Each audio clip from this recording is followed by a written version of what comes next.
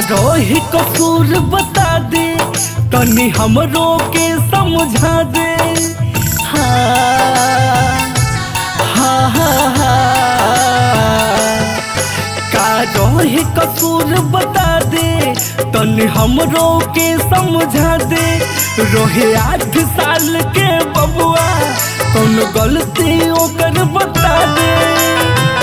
काहे मनुआद अपनैले रे पपिया पानी खाती जान से मुआइले रे पपिया पानी खाती जान से मुआइले।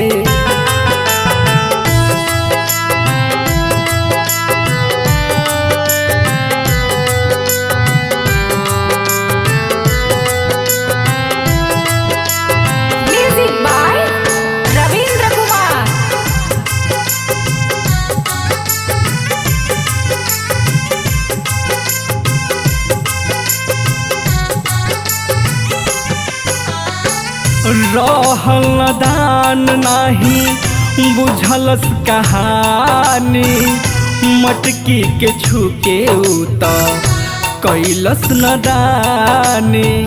का रे ये गलती न कैले रहो। रहल दान नाही बुझलस कहानी मटकी के छुके उत कैलस नदानी।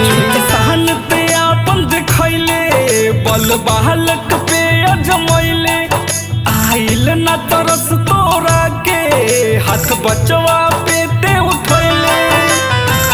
काहे हैवान बन गइले रे पपिया पानी खाती जान से मुआइले रे पपिया पानी खाती बबुआ के मार ले।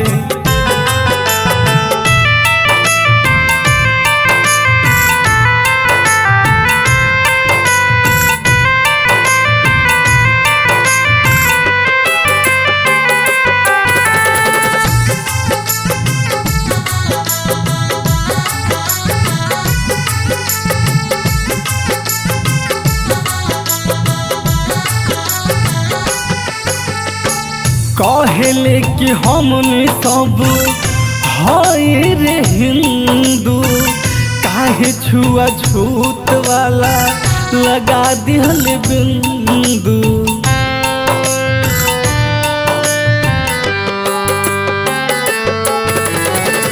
कहले कि हमने सब हाय रे हिंदू काहे छुआ छूत वाला लगा दिहल बिंदु।